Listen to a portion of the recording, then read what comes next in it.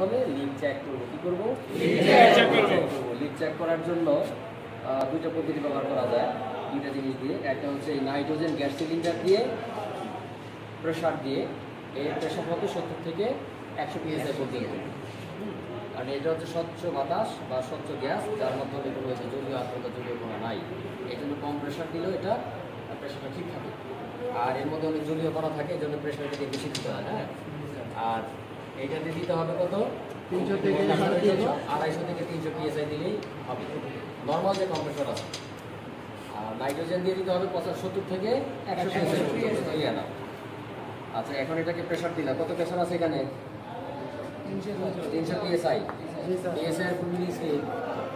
Pound per square ইঞ্চি। এটা 300 psi আছে, তার মানে এটা প্রেশার দেওয়া হয়ে গেছে। প্রেশার দিছো কোনটা দূরে থেকে যে নাকে দিলাম, এই তো। আচ্ছা, এরপরে কি দিয়া চেক করবা? এটা কি লাগিয়ে দাও। হ্যাঁ, এই লিক চেক করার জন্য সবচেয়ে জনপ্রিয় হচ্ছে এই সাবানের ফেনা। সাবানের ফেনা হচ্ছে সবচেয়ে সহজলভ্য, যেটা বাসা বাড়ি, ইন্ডাস্ট্রি, ফ্যাক্টরি, যে কোনো জায়গায় গেলে এই সাবানের ফেনা, লিকুইড, হ্যান্ড ওয়াশ, ডিটারজেন্ট এগুলি পাওয়া যায়। এই জন্য এটা সহজলভ্য আর এটা সমাজে বহনযোগ্য, এই জন্য এটা বেশিরভাগ লোক ইউজ করে, ব্যবহার করে। এরপরে আরেকটা জিনিস আছে যেটা লিক ডিটেক্টর। এখন গ্যাস না থাকলে তো লিক ডিটেক্টরদের কাজ করবে না, বুঝো নাই? তাহলে এই সাবানের ফেনা সবচেয়ে ভালো, সহজলভ্য। এরপরে তুমি এটাকে পানিতে চুবিয়ে কোন সময় কাজ করবা? যেমন এই যে মিটারটা পুরো, এখানে যদি একটা বালতির মধ্যে পানি রাখো ভরপুর করে, মিটারটা নিচে দিতে পারবা যে হোস পাইপের গোড়ায় লিক আছে কিনা দেখা যাবে। আর এই কন্ডেন্সারগুলি যখন লিক চেক করবা, তখন এই কন্ডেন্সারের সাইজ অনুসারে একটা হাউস বানাইতে হবে। ওই হাউসের মধ্যে ভর্তি পানির মধ্যে তুমি এটা যদি রাখো কন্ডেন্সার, কোথাও যদি অতি ক্ষুদ্র লিকও হয়, এই লিকটা শনাক্ত করা সম্ভব হবে এবং শতভাগ নিশ্চিত হওয়া যাবে যে এই কন্ডেন্সার বা এই চেম্বারের মধ্যে লিক আছে। আর সাবানের ফেনা দিয়ে শতভাগ নিশ্চিত হওয়া যায় না, বুঝা গেল? শতভাগ নিশ্চিত হওয়া যায় পানির মাধ্যমে, পানির মধ্যে চুবিয়ে যদি কোনো ইউনিট পরীক্ষা করা যায়। আর এখানে যে অবস্থায় আছে, এভাবে কি করতে পারো? সর্বোচ্চ যে পাইপের যে জোড়া ধরিয়ে আছে, পাইপের জোড়াগুলো পরীক্ষা করা যাবে সাবানের ফেনা লিক ডিটেক্টর দিয়ে। আরেকটা আছে লিটমাস পেপার। আর কি বলছি, পানি। এই জিনিস বা এই বস্তুগুলোর মাধ্যমে, যন্ত্রগুলোর মাধ্যমে কি করা যায়? লিক শনাক্ত করা যায়। আচ্ছা, এখন লিক শনাক্ত হয়ে গেল যে ফ্লায়ারিং নাট ভেঙে গেছে, কি বলছে? ভেঙে গেছে, অথবা পাইপ কোন জায়গায় ফেটে গেছে, ফোটা হয়ে গেছে, তাহলে এটাকে আমরা পরিবর্তন করব অথবা মেরামত করব। মেরামত করে এটাকে কি করব? কাজের উপযোগী করে তুলব। তাহলে এটা কি হয়ে গেল? ঠিক হয়ে গেল। এই ঠিক হয়ে যাওয়ার আগে কি করতে হবে? আমাদেরকে ঝালাই করতে হবে, অথবা নাট কাইটা ফেলাইতে হবে, তোমার ফ্লায়ারিং করতে হবে, অথবা সোয়াজিং করতে হবে, ঠিক না? পাইপ পরিবর্তন করতে হবে। এরপর কিন্তু আবারও প্রেশার দিয়ে লিক মেরামত করতে হবে, মানে লিক দেখতে হবে, নিশ্চিত নিতে হবে লিক আছে কিনা। যদি লিক না থাকে সেই ক্ষেত্রে কি করতে হবে? এই বাতাসটা ছেড়ে দিতে হবে। বাতাসটা এবার ছেড়ে দাও। হ্যাঁ,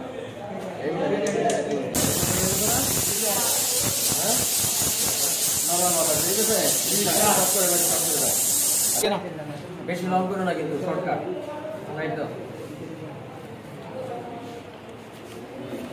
এটা কি দাও।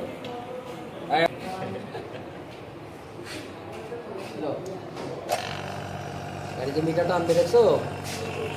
এখন এই ভ্যাকুয়াম কত সময় ধরে করতে হবে? ভ্যাকুয়াম পাম্প দিয়ে আধা ঘন্টা স্যার, 30 মিনিট, সর্বনিম্ন আধা ঘন্টা। 30 মিনিট থেকে 40 মিনিট পর্যন্ত ভ্যাকুয়াম করতে হবে, যে ভ্যাকুয়ামের কাটা নিচের দিকে যাচ্ছে। আচ্ছা, পূর্ণ ভ্যাকুয়াম মান কত? 29.9 ইঞ্চি মার্কারি। আর কেজিতে গেলে 76 সেন্টিমিটার। এই ভ্যাকুয়াম পাম্পে কত সময় ধরে করতে হবে? 30 মিনিট সর্বনিম্ন। 30 মিনিট ভ্যাকুয়াম করলে এই ভ্যাকুয়ামটা হবে। আচ্ছা, এই ভ্যাকুয়াম করার পরে আমাদের কাজ কি? ভ্যাকুয়াম করার পরে আমাদেরকে কিছু সময় অবজারভেশন করতে হবে যে মিটারের কাটা উঠে যায় কিনা। উঠে যায় তাহলে লিক চেক করতে হবে। আর এটা তো লিক নাই, আমরা সুনিশ্চিত হওয়ার পরে ভ্যাকুয়াম করলাম, ঠিক না? হ্যাঁ, এই ভ্যাকুয়াম পাম্প কিন্তু দেখো, ভালো করে দেখো, এই ভ্যাকুয়াম পাম্প দিয়ে ভ্যাকুয়াম করা যায়, আবার কম্প্রেসর দিয়ে ভ্যাকুয়াম করা যায়। কিন্তু এই কম্প্রেসরের তুলনায় উত্তম হলো ভ্যাকুয়াম করা। বোঝা গেল? হ্যাঁ, যদি না থাকে ভ্যাকুয়াম পাম্প, সেই ক্ষেত্রে কম্প্রেসর দিয়ে ভ্যাকুয়াম করা যেতে পারে। তো ওইটা দিয়ে করলে 40 মিনিট করতেই হবে। আর এটাকে 30 মিনিট করলে হবে, তবে ডাবল স্টেজ লাগবে, ডাবল স্টেজ। বুঝতে পারছো? তাহলে ভেকুয়াম করতে হবে কত মিনিট? 30 মিনিট। আমাদেরকে এবার অফ করে দাও, স্টপ করে দাও, স্টপ করে দাও, স্টপ করো। হ্যাঁ, স্টপ করছো, এবার এটা অফ করো, লাইনটা খুলে ফেলো। বুঝছে? আচ্ছা, এখন কি করবা? হ্যাঁ, এখানে গ্যাস কতটুকু আছে দেখো, টোটাল ওজন কত? 6 কেজি 910 গ্রাম। এখন এখানে এটাকে লাগাও। আমরা কি করলাম? লিক চেক করলাম, লিক চেক করার পরে লিক মেরামত করলাম, লিক মেরামত করার পরে আবার লিক চেক করলাম, লিক চেক করার পরে ফাইনালের পরে আমরা কি করছি? এটাকে ভেকুয়াম করলাম। ভেকুয়ামের যে নিয়ম, সেই নিয়ম অনুযায়ী ভেকুয়াম শেষ হওয়ার পর এখন কি করবো? এটাকে গ্যাস চার্জ করার আগে একটা কাজ থাকে, সেটা হলো পার্জিং করা। হ্যাঁ, এই পার্জিংও করা যায়, অথবা যদি এরকম ডাবল মিটার থাকে, কম্বাইন মিটার, সেই ক্ষেত্রে কম্প্রেসর দিয়ে সরাসরি ভেকুয়াম করলে তাহলে আলাদা পার্জিং করতে হয় না। তো যেহেতু এটা সিঙ্গেল মিটার, সেহেতু পার্জিং করতে হবে। লাগাও এটা এখানে, ধরো দুজনে ধরে লাগাও।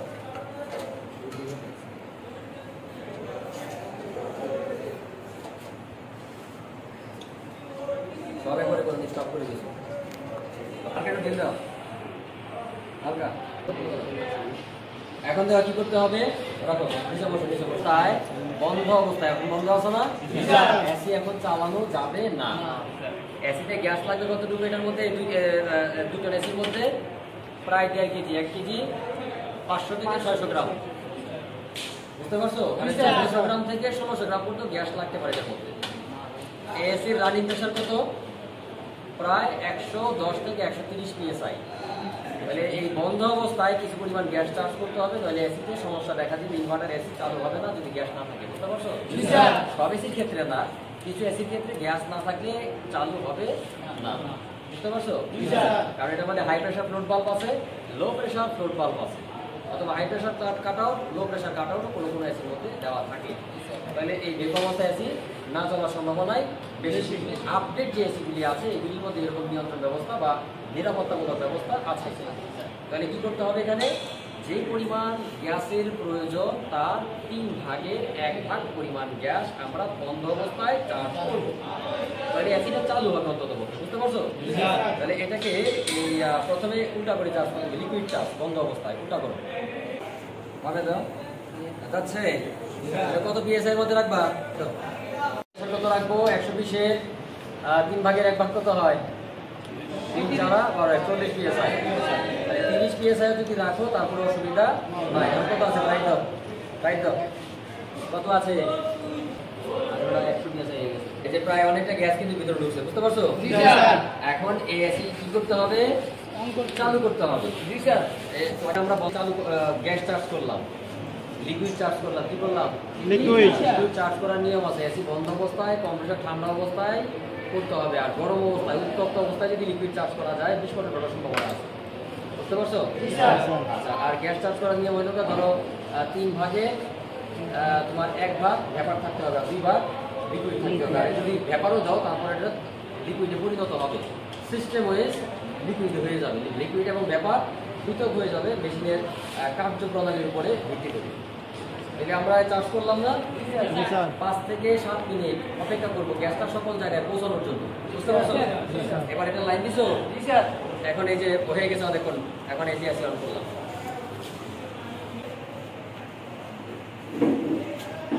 এসি চালু হয়েছে না এখন? জি স্যার।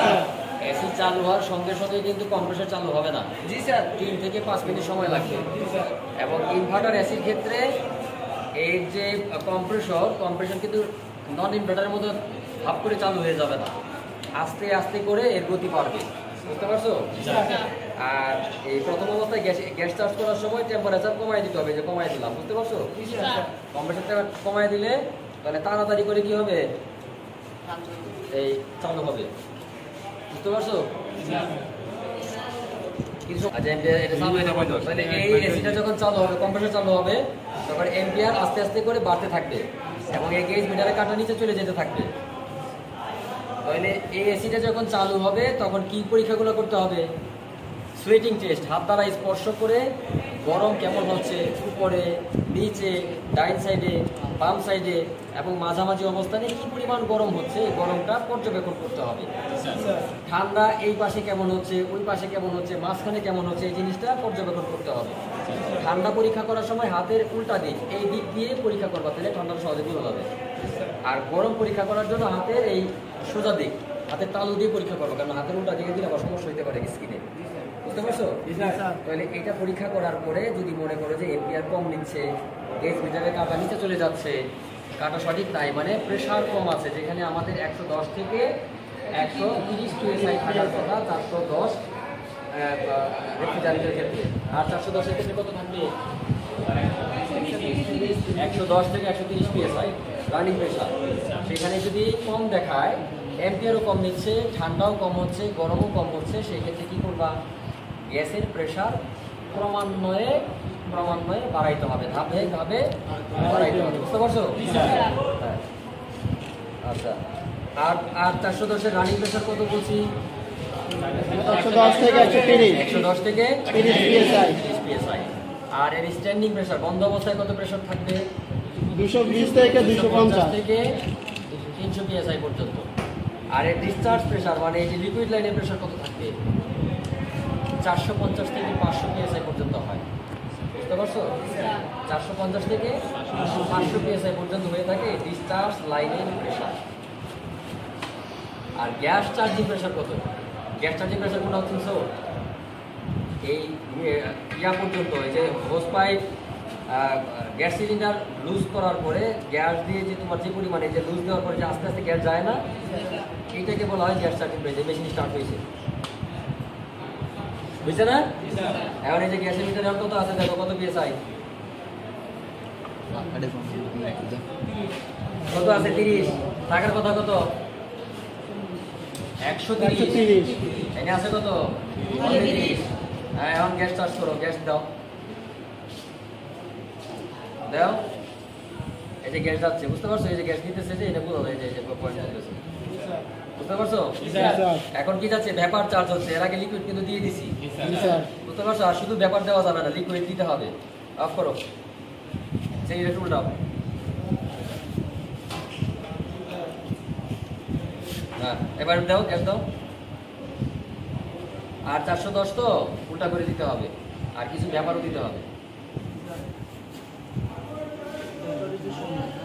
এম্পিয়ার কত আছে এখন? এই টাইম দাও।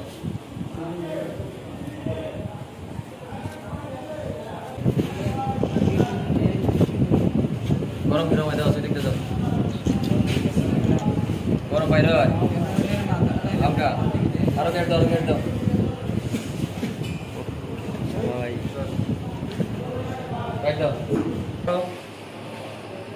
তুমি ছাড়ো না, তুমি কিছু করো না। গরম বাতাস বের হয়, পিছনে যাও, তোমার চলছো কেন? গরম বের হয়, ঠান্ডা বেরিতেছে, ঠান্ডা আসতেছে না? এম্পিয়ার কত আছে? এম্পিয়ার কত আছে? এম্পিয়ার হ্যাঁ,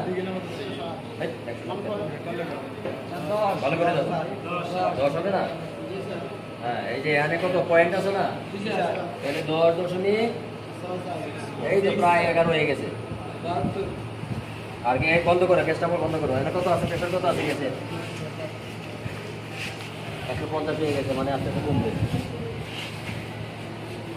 হ্যাঁ, সোজা করো, বন্ধ করে দাও, বন্ধ করো, ফেলে দাও। 130 পর্যন্ত রাখো, স্যার আরো স্যার।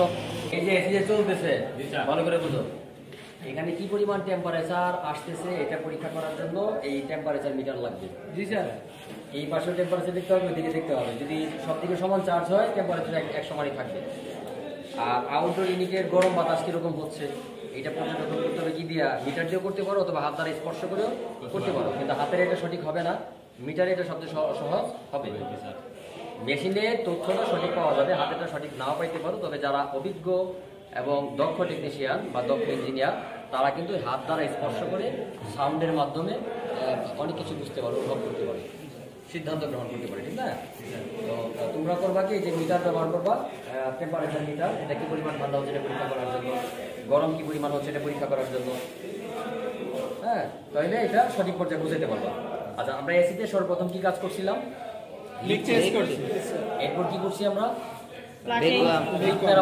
লিক মেরামত করা হয়ে গেলে আরেকটা কাজ বাকি থাকে, সেই কাজটা কি জানো? এটার ভিতরে যদি পুরাতন এসি হয়, যদি ময়লা থাকে, তেল, জলীয় কণা, জলীয় আর্দ্রতা যদি থাকে, বিভিন্ন বায়বীয় পদার্থ দূরীকরণের জন্য করতে হবে তোমার ফ্লাশিং। কি করতে হবে? ফ্লাশিং। এই ফ্লাশিং করার জন্য তোমার নাইট্রোজেন গ্যাসের প্রয়োজন। মিস্ত্রি মহলে এই নাইট্রোজেন গ্যাস অনেকে ব্যবহার করে না, গ্যাসের মাধ্যমে সরাসরি R22 বা 410 বা অন্যান্য গ্যাসের মাধ্যমেও এই ফ্লাশিংটা করে থাকে। তবে ফ্লাশিং করতে হয়ে জন্য ভিতরে বায়বীয় পদার্থ হলে কি হবে? তোমার সমস্যার সৃষ্টি হবে, বুঝতে পারছি? এই জন্য তোমার এটা করতে হয়। আচ্ছা, তো ফ্লাশিং করার পরে আমরা কি করবো? ভ্যাকুয়াম করবো। ভ্যাকুয়ামের কত মান, কত সময় করতে হবে এটা জানি, 30 মিনিট এবং 30 ভ্যাকুয়াম করা হয়ে গেলে এরপরে কি করবো? বন্ধ অবস্থায় যে পরিমাণ গ্যাস লাগে তার 3 ভাগের 1 ভাগ পরিমাণ গ্যাস চার্জ করব। এরপরে 5-10 মিনিট অপেক্ষা করে এসিটা অন করব।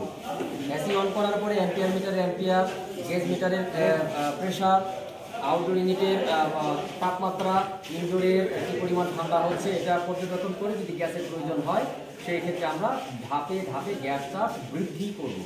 বুঝা গেল? আচ্ছা, এখন গ্যাস চার্জ হয়ে গেছে। গ্যাস চার্জ যে হয়ে গেছে এই জিনিসটা আমরা ক্লিয়ার করবো।